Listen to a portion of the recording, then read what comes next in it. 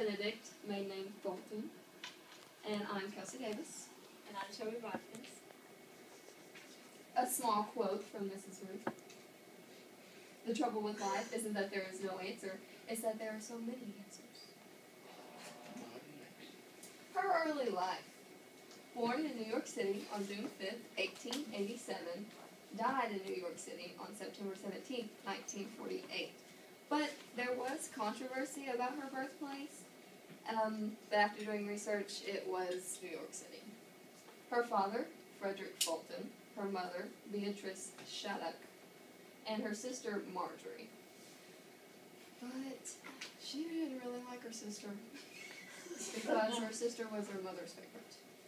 Her father died suddenly while Ruth was still a toddler.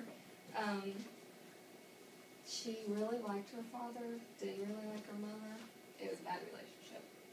Her mother was hit hard by the tragedy and wallowed in the sorrow, crying around, blah, blah, blah. Her father died of a severe fever just before Ruth turned 3. So she was about 2.5 years old. It was said that she did not love her mother. Personally, she said this. And she resented her because of the sorrow that she had drug on forever after her father's death.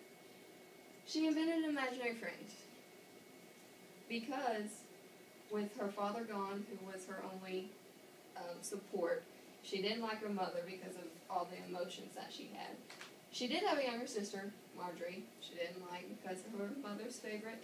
So she invented an imaginary friend and had life with her.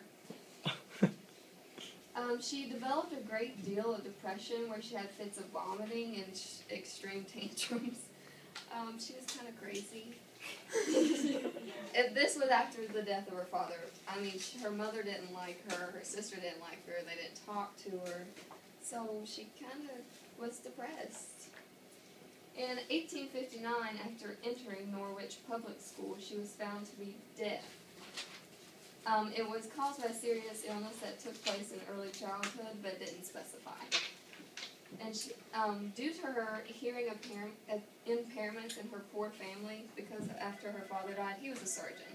After her father died, her mother didn't really have a lot of money to support the family, so she was set aside from the other girls in her school, which were really wealthy and really intelligent. Yeah, she should be.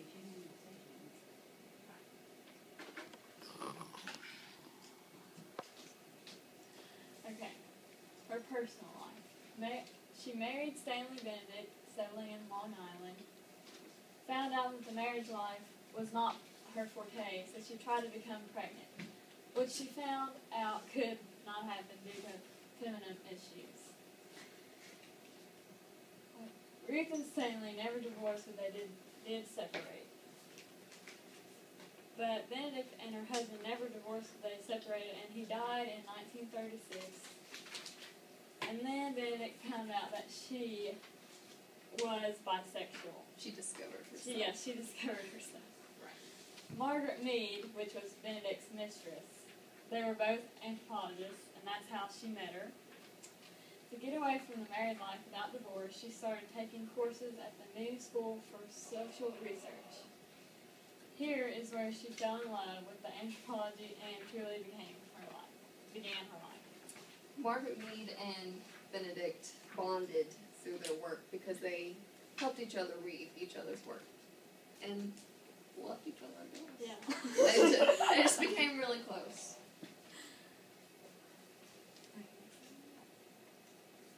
This is Stanley, her husband. Well, not really. Stanley. It's Stanley.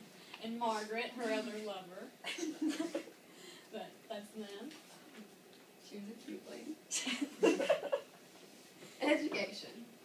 She attended Norwich Public School, which I mentioned in 1895, where she found that she was deaf. When she first enrolled in school is when she found out that she was deaf, which made her life much more stressful, which brought on more tantrums and vomiting. Again, she was set aside from her classmates because they were so wealthy and she was not. Then her mother and she moved to Buffalo, and they attended she and her sister attended St. Margaret's Academy, which there wasn't a lot of information about it. It was just, she just went there because she had to go with her mother. And at this time, her tantrums became even worse due to the contrast of her and her other classmates. She did undergraduate studies at Vassar College, where she was a Psi Beta Kappa, which was in Poughkeepsie, New York. She studied at the New School for Social Research, where she became highly interested in cultural studies. This was 1919 to 1921. She attended the New School. After she studied culture for a while at the New School, she was admitted to study anthropology at Columbia University under Mr. Francis Boas. He was like her New father. Right. He watched over her. He did everything for her. They really bonded to each other. He took place of her father. And she received her PhD from the university in 1923. And if you have read about her in our book, you would know that she had already graduated from the SAR and traveled abroad after that. And after she came back from traveling, she took courses at the New School. And Mr. Francis Boas, he waived the admissions requirements at the university so she could study anthropology, because he really felt that she would really connect to anthropology and would really do good. Okay, her careers. She was appointed by Dr. Boas, assistant professor in anthropology in 1932.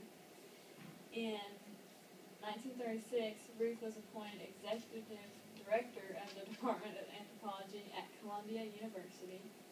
She was a founding member of the Institute for Intellectual Studies in New York City in 1941. And post-war, she went to Germany to study occupational problems in 1945. She did field research with American Southwestern tribes, the Sereno of California, and the Blackfoot of Canada. Until 1902, she remained his assistant, Dr. Boas, and still fulfilled her responsibility as a lecturer at Columbia. She was really interested in the tribes, and that's why she traveled abroad and went to figure out their customs and their cultures, which is why she writes about culture.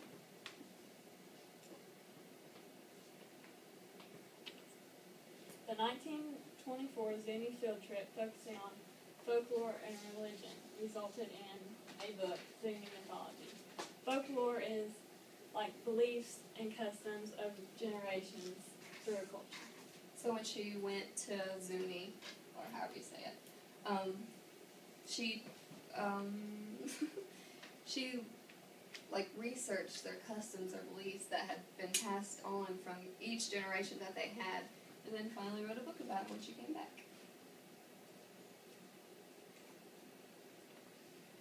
Her works. Benedict had many works because she was a writer. She also wrote poems, but she penned them under the name Anne Sington. Her most famous is Patterns of Culture, which we are reading in class, but it's just the last chapter. But she has Patterns of Culture, 1935, Zuni Mythology, 1935, Race, Science and Politics, 1940, The Chrysostom and the Sword, 1946, The Concept of the Guardian Spirit in North America, 1922. She had a lot more. Obviously, she was a great writer, but these are the main ones that were very famous.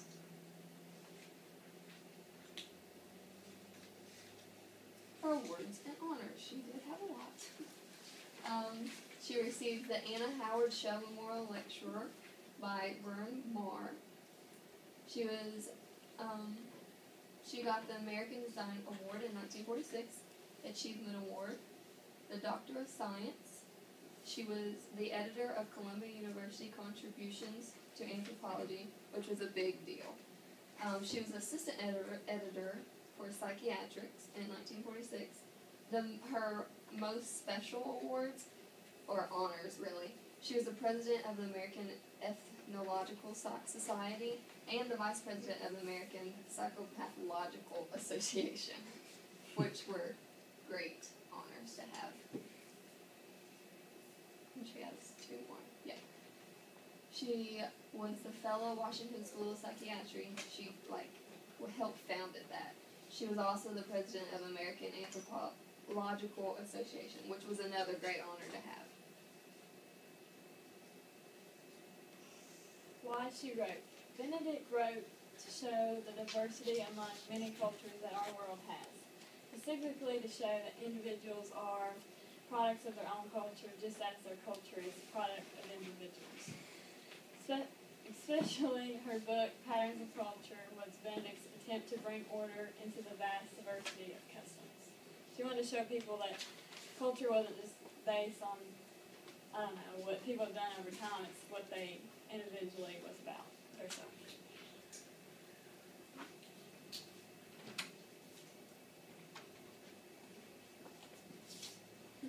The rhetorical situation. She was the author, Ruth Benedict. The genre is a novel, but we only read the last chapter. Her purpose, Benedict wrote this novel to inform her audience that there is no antagonism between the individual and their society. The individual's customs are based upon the society in which they live, meaning that wherever you live, you have specific customs and laws that you know to follow, just because that's always been that way. Her audience was everyone. Her audience would specifically be to all the different tribes and cultures that she mentions in her work, but everyone feels the wrath of contrast. So as she explains, not every society has the same rules or laws, so not everyone will be the same.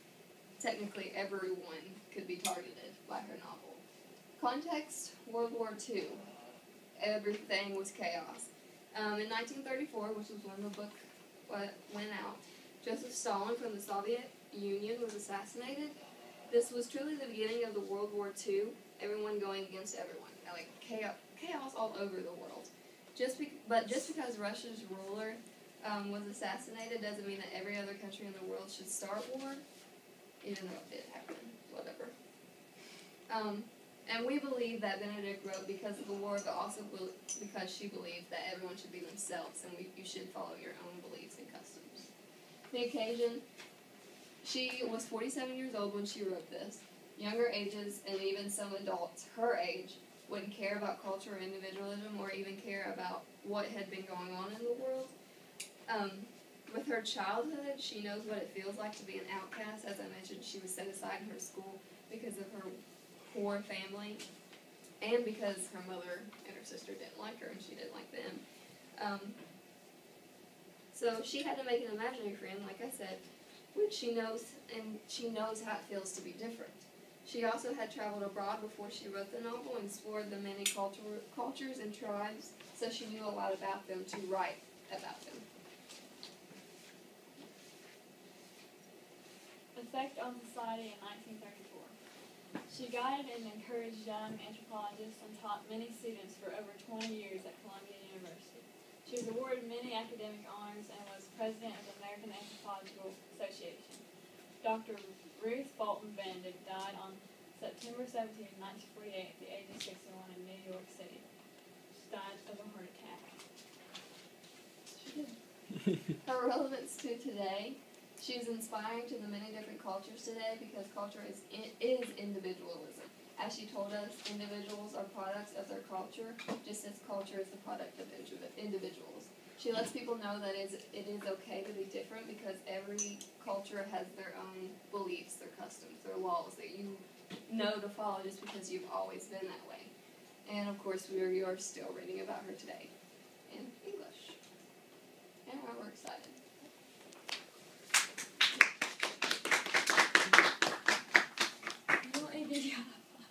What? I have a question. No, the question.